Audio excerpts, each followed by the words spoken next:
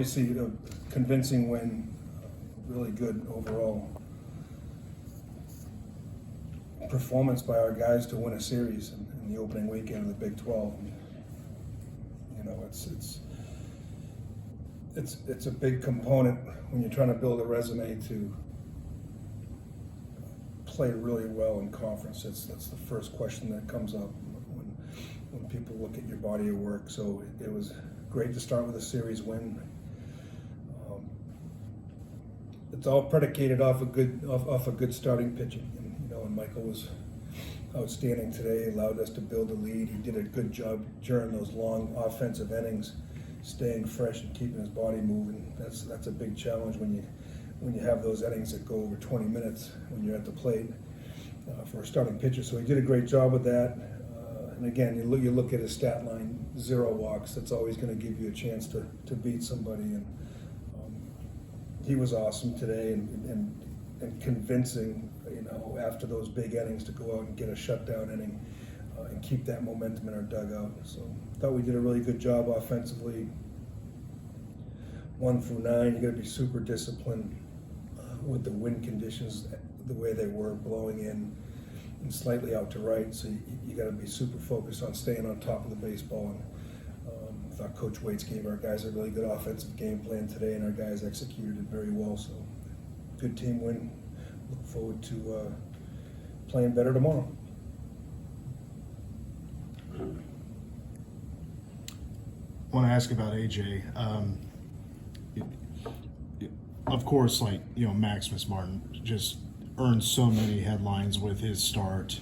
AJ seems like, as a very young player, new to the college level, is on a hot streak right now. Just what have you seen from his at-bats? When you see consistency with the results, and what is he doing right ever since day one? There really hasn't been a learning curve with him. He's really advanced barrel to ball skills.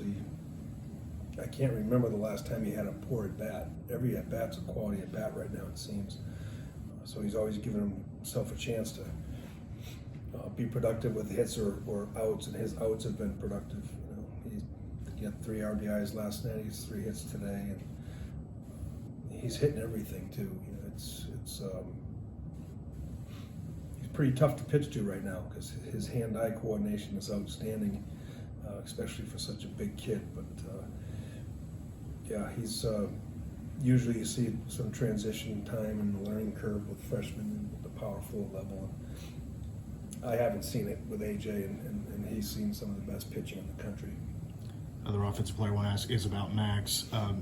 He had a rough start to the week, but he is hitting for power. That's not something he really did previously in his career. And I talked to him a couple weeks ago. He really credited Austin Waits, but when did you start to see that power blossom in his arsenal to be able to go out and do that consistently? Yeah, and in the fall he showed it. There was a lot of bat speed there. And a lot of guys have bat speed, but they don't have a power mentality, and I think Austin's done a great job with Max. First of all, convincing him that hey, you can do this. That there's a lot of power numbers in there, and here's the adjustment we do for that to happen. And credit Max for listening and making the adjustments. It's bat speed translated to technique and then confidence. There's nothing like that. That's the greatest hitting coach in the country. When one garners self-confidence, and that's where Max is right now. With Michael, how'd that relationship begin? What's his adjustment been like, and what's he doing best right now? Michael loves to compete. He's tough. He's never going to beat himself. And he never takes a moment of growth in this sport for granted. He's a workaholic, and he's the ultimate teammate, and just wants the ball in his hand. And for us, I thought it was a great get. I love Michael for a lot of reasons. I love his backstory. I love the fact that he's left-handed. I love the fact that he's pitched in big games, and he's really talented.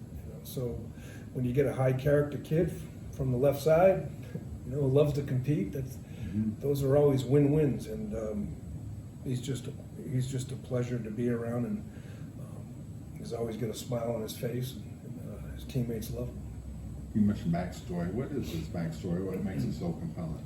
I'll let Michael really tell you it, but basically there's a lottery in Cuba, and whoever won the lottery can go live free in the United States, a family. And Michael's grandparents won that lottery, and they gave that privilege of that lottery ticket to Michael's parents, so they could raise their family in freedom. And so Michael has been handed that opportunity of a lifetime, and that's really how he approaches every single day in our program. It's quite evident. He'll never waste a day or an opportunity that privilege has given him, that his grandparents' gift has given him. And it's amazing backstory, amazing family, good people. We good?